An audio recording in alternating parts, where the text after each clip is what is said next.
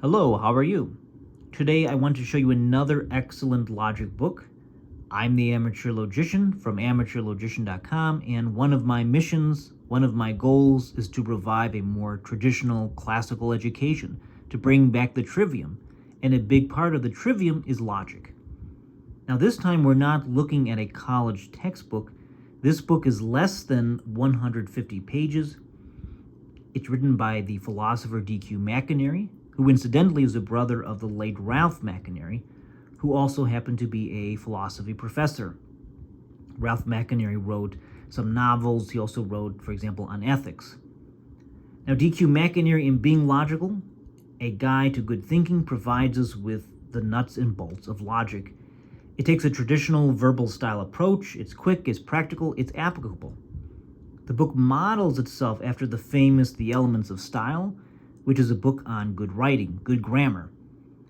Now, this book will not replace a textbook, but it would be a good companion to a more hardcore textbook, such as Socratic Logic by Peter Kreeft. Alternatively, if you don't want to read a big, thick textbook, this is a good book to check into, because it is short, it is quick, and you will get the basics of logic. So let's take a look inside. And it's definitely well written. It's an enjoyable read, and it's nice to read a book that is not a textbook and is written in a very casual style, a very approachable style, and you will learn something from it. So here is a great quote, by the way, from Samuel Johnson.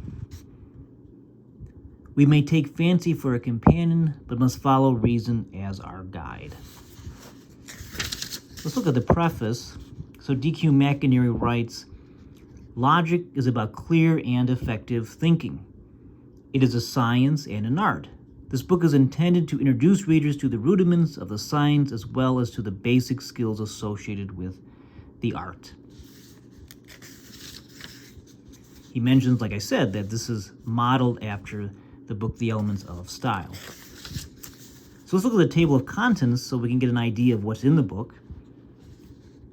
So part 1, we have preparing the mind for logic. 1, be attentive. 2, get the facts straight. Ideas and the objects of ideas. Be mindful of the origins of ideas.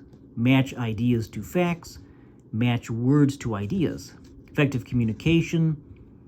Avoid ambiguous and vague language. Avoid evasive language and truth. Then we have part 2, the basic principles of logic. We have first principles, real gray areas, manufactured gray areas. There's an explanation for everything, eventually. Next we have don't stop short in the search for causes.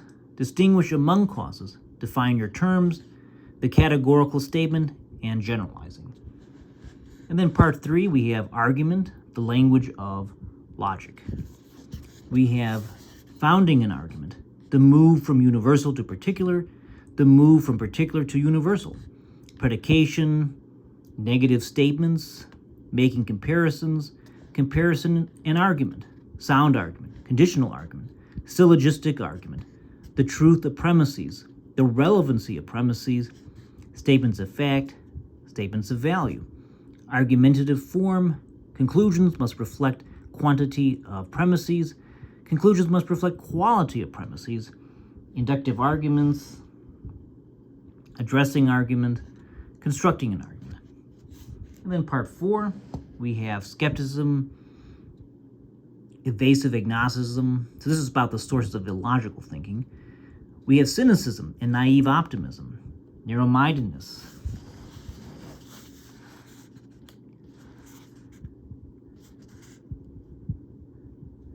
And then we have emotion and argument, the reason for reasoning, argumentation is not quarreling, the limits of sincerity and common sense. And finally, part 5, the principal forms of illogical thinking. We have denying the antecedent, affirming the consequent, the undistributed middle term, equivocation, begging the question, false assumptions, the straw man fallacy, using and abusing traditions. Two wrongs don't make a right.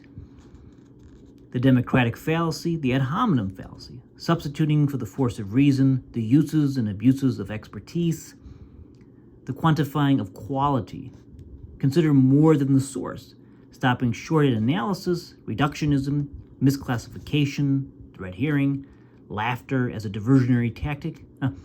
Recently, I've seen some politicians engage in that one, although, to be sure, they seem to engage in pretty much all of these.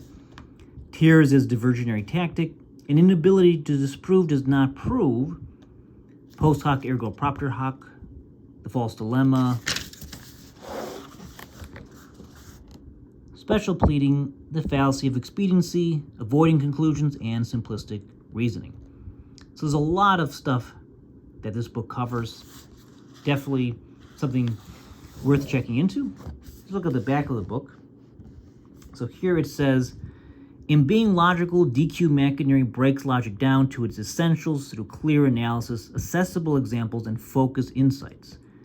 At the heart of the book is the consideration of argument, how a successful argument is founded and elaborated, and how it differs from other forms of intellectual discourse. Whether you are a high school debater, a CEO, or someone who just wants to think more effectively about the world, being logical will have a real and abiding impact. I definitely like this book. It's well written, and while it's not a textbook and will not replace a textbook, it's a good companion to a textbook. But also, even if you're not interested in going more hardcore in logic and going through a big textbook, this book will at least give you the foundations of good thinking, of good reasoning, of good argumentation. So I hope this video has been helpful, and if you enjoy this kind of material, you want to learn more about logic, I have a lot of resources on my website, amateurlogician.com. But in any case, good luck to you, and I hope to see you again soon. Bye for now.